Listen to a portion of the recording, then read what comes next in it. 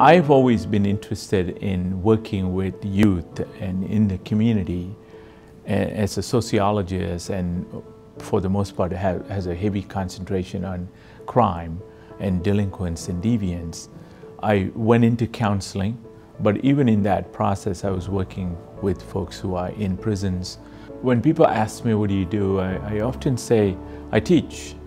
But I'm also, in many ways, a recovering criminologist, in the sense that the job that we do has always been one that teaches about the system and does some critical analysis of the system, but doesn't really explore change to deeper levels. So I do a lot of work inside prisons, so spend time with men mostly, prisons, working with them in terms of exploring why they are there and what happens now that you are here, right? How do you spend your time in a productive way so that you are thinking about the day when you step out, and you're thinking about 1 week after you are out, 2 weeks after you are out, what is life going to be like?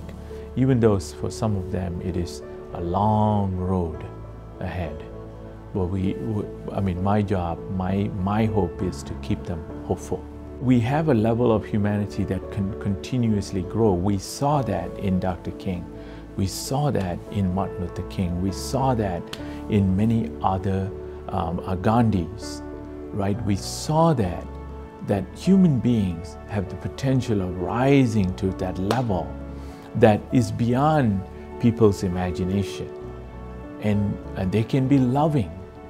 They can be forgiving. What happened in South Africa under Bishop Desmond Tutu, right? I mean, these individuals demonstrated that humanity has no limits. So, I mean, you can launch a rocket to the moon or and do space traveling, because all of that is based on mathematical calculations. But human beings are much more complex than that. Dealing with us is messy, and that's what makes this job interesting in that sense, right? Because I want to be able to understand that messiness and work towards building our capacity to be better beings.